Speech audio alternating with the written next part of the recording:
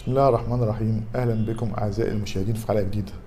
الحقيقه احنا بقالنا مده ما عملناش فيديوهات جديده، انا بعتذر لكم نتيجه للانشغال الشديد. الحقيقه النهارده جبت لكم موضوع لطيف اتمنى ان هو يعجب حضراتكم. الحقيقه كان دايما بيشغل بالي حاجه معينه قوي، هو ليه الواحد ممكن يصحى من النوم مزاجه مش مظبوط ومش سعيد، وليه في يوم تاني ممكن يبقى سعيد، وليه في شخصيات تقابلها تلاقيها شخصيات مرحة وتقعد تضحك وتهزر طول الوقت، وليه شخصيات تانية تحس انها شخصيات كئيبة طول الوقت. ايه السبب في كل ده؟ الحقيقة انا ابتديت اقرا في الموضوع ده بقالي مدة، ابتديت اقرا بعض الابحاث العلمية اللي بتفسر الكلام ده.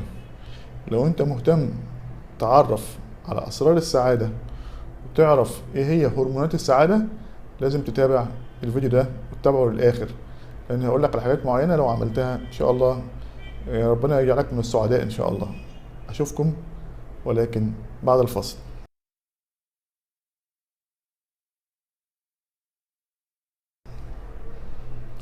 الحقيقة هما لما ابتدوا يشوفوا ايه قصة السعادة دي، لقوا ان الموضوع ده ليه علاقة بحاجتين مهمين قوي. اول حاجة الجينات. تقول لي الجينات، اقول لك 50% من الاسباب ليه علاقة بالسعادة ليه علاقة بالجينات. يعني في واحد يبقى هو فعلا خلقة ربنا زي ما بيقولوا كده كئيب، في واحد خلقة ربنا فرفوش. طب هي الجينات بتعمل ايه؟ الجينات بتتحكم في نسبة هرمونات السعادة جوه المخ. قول لي هو في حاجة اسمها هرمونات السعادة؟ اقول لك هم ليهم اسامي. اقول لك الدوبامين، السيروتونين، الاندورفينز، الاكسيتوسين. دي الاشهر حاجات. الاربع هرمونات دول هم اشهر هرمونات معروفين انهم هرمونات السعادة. طيب كويس قوي قوي. قصة السعادة دي ليها شقين. قلنا زي ما قلنا شق داخلي ليه علاقة بالجينات اللي بتتحكم في الليفل بتاع الهرمونات، وجزء خارجي ليه علاقة بقى بالمشاكل اللي انت بتعيشها مع في الزوجة، مع مشاكل العمل، مشاكل الفلوس. كل الكلام ده برضو بتأثر على احساسك بالرضا والسعادة. لكن في نصايح لو عملناها بنقدر، او العلم اثبت ان احنا نقدر نزود الليفل بتاع هرمونات السعادة الاربعة اللي احنا قلنا عليهم. اول حاجة الخروج. تخرج كل يوم تقعد في الشمس ولو ربع ساعة، من الحاجات اللي بترفع المستوى بتاع هرمونات السعادة. تاني حاجة ممارسة الرياضة. الحقيقة لقوا ان ممارسة الرياضة بانتظام، زي ما احنا كنا دايما بقول نص ساعة مشي سريع كل يوم، لقوا ان ده بيقلل الاستريس، بيقلل التوتر. طبعا بقى في طبعا هرمونات معروفة قوي ان هي علاقة بالاستريس زي الادرينالين والنور ادرينالين والكورتيزول. ده بيقلل الليفل بتاع الهرمونات دي وبيزود ليفل هرمونات السعاده. لو عملت انت رياضه باستمرار يلاقوا ان ليفل بتاع هرمونات السعاده زي الدوبامين والسيروتونين بيعلوا. وبرده الرياضه من الحاجات المهمه قوي، بترفع حاجه اسمها هرمون الاندورفين. هرمون الاندورفين ده مورفين رباني، ربنا خلقه عشان ما تحسش بالالم، لان اثناء عمليه الرياضه انت بتتحرك حركه جامده للعضلات، عشان ما تحسش بالوجع ربنا بيفرز لك هرمون يضيع الالم. فدوت الحقيقه من اهم الهرمونات ومن الهرمونات اللي بتعمل سعاده جامده جدا.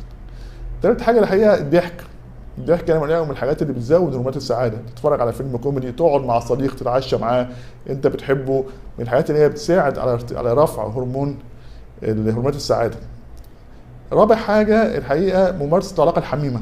دي سبحان الله ربنا اداك هديه كده للبني ادمين، ان ممارسه العلاقه الحميمه من اولها لاخرها بترفع كل هرمونات السعاده.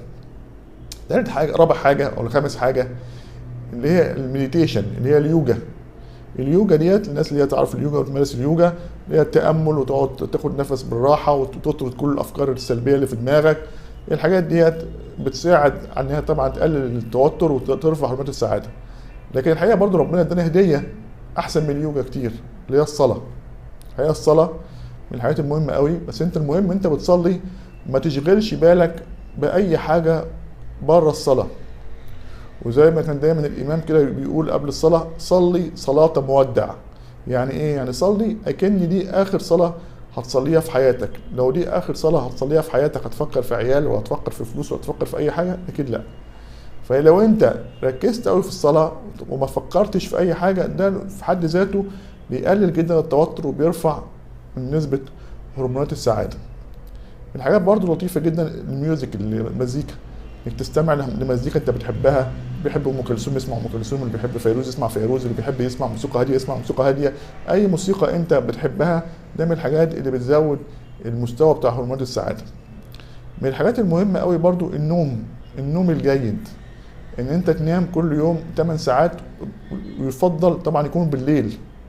ده مهم جدا. ليه بقى؟ النوم بيظبط البالانس بتاع الهرمونات السعاده في المخ، وده من الحاجات المهمه جدا جدا ولازم نحافظ عليها. ودايما في حاجات كده الواحد يقول انا ما بعرفش انام، يعني هعمل ايه؟ انام غصب عني. في شويه تريكات كده او تيبس صغيره كده ممكن اقولها لك تساعدك في قصه النوم دي. مهم قوي ان انت يبقى ليك ميعاد ثابت تخش تنام فيه كل يوم. ما ينفعش يوم انام 10 ويوم انام 12 ويوم انام 1، لان الجسم بيحفظ، الساعه البيولوجيه بتحفظ. فمهم قوي ان انت تثبت ميعاد اللي انت بتنام فيه، وتثبت الميعاد اللي انت بتصحى فيه. مهم قوي ان انت تقلل طبعا، تقعد تنام في مكان هادي بعيد عن الضوضاء، بعيد عن الضوء، ما يكونش فيه اي اجهزه كهربائيه محيطه بيك. الحاجات دي مهم قوي. الحاجات برضه مهم قوي ما تشربش اي حاجه فيها كافيين زي الكولا او الكافي او الشاي فتره بعد الظهر. الحاجات دي طبعا بتعمل لك ارق وتخليك ما تعرفش تنام كويس. ده بالنسبه للنوم. بعد كده الاكل بقى. هو في اكلات تزود هرمونات السعاده؟ اقول لك في اكلات بتزود هرمونات السعاده، زي الاكلات السبايسي، الاكلات الحريفه. دايما بنصح ان احنا نتجنبها في الجهاز الهضمي، لكن الحقيقه هي من الحاجات اللي انا لقيتها وما اقدرش انكر العلم، يعني انها من الحاجات اللي بتزود هرمونات السعاده. ايه تاني؟ الحاجات اللي فيها الجبن زي الجبنه القريش، الحاجات المكسرات، كل الحاجات دي مهمه قوي. برضو بعض الاطعمه اللي بتحتوي على التريبتوفان، وهي دي الماده الخام اللي بتصنع منها هرمونات السعاده زي السيروتونين. التريبتوفان ده موجود فين؟ اشهر حاجه موجود فيها التريبتوفان هو اللبن. اللبن فيه كميه عظيمه جدا من التريبتوفان. ايه تاني؟ في تريبتوفان الشوكولاته. الشوكولاته برضو من الحاجات اللي هي فيها نسبه عاليه قوي من الهرمون ده. برضو بعض الفروتس زي البنانا، زي الموز. الموز برضو فيه نسبه حاجات كويسه. برضو الناتس، الحاجات المكسرات والحبوب الكامله، برضو من الحاجات اللي بيبقى فيها نسبه تريبتوفان كويسه جدا. برضو من الحاجات اللي فيها تريبتوفان واللي بترفع هرمونات السعاده الشاي الاخضر. طبعا محب الشاي الاخضر هينبسطوا قوي بالحاجات دي. لو انت داومت كل يوم تشرب كوبايه شاي اخضر، من الحاجات اللي بترفع المود وبتزود هرمونات السعاده. الحقيقه اخر حاجه بقى موضوع الاستريس. لازم تحاول تقلل الاستريس بقدر الامكان والتوتر بقدر الامكان، لان الحقيقه التعرض للتوتر باستمرار وبصفه مستمره بيعمل دروب جامد قوي في مستوى هرمونات السعاده في المخ اللي هو الدوبامين والسيروتونين. عشان كده مهم قوي انت لازم تتعلم هاو تو مانج ستريس، ازاي تقدر تعيش تحت الاستريس. مهم قوي انت تبعد عن مصدر الاستريس ده. لو الاستريس ده حاجه معينه انت عارفها، حاول ابعد عنها. تاني حاجه حاول تمشي. المشي من الحاجات اللي بتقلل الاستريس. تقعد مع صديق وتتكلم او تضحك، مهم قوي. العلاقات الاجتماعيه والضحك من الحاجات المهمه قوي اللي بتقلل جدا الاستريس وبتزود هرمونات السعاده وبتخليك تعرف تتعامل مع الاستريس ده. فمهم قوي قوي ان احنا ما نحطش نفسنا تحت الاستريس باستمرار، لان الاستريس المستمر ده هيدخلك في حاله اكتئاب. فمهم قوي ان احنا لازم نمانج الاستريس ده ونافويد الاستريس ده قدر الامكان. اتمنى الحلقه دي كانت حلقه لطيفه وتكون عوده حميده ان شاء الله. طبعا اللي لسه ما اشتركش في القناه بيشرفني طبعا يبقى عضو في قناه هيباتو كلينيك، ولو عجبوا الفيديو ده يعملوا لايك ويشيروا مع اصدقائه على الواتس وعلى الفيس. واشوفكم في حلقه قادمه. السلام عليكم ورحمه الله وبركاته.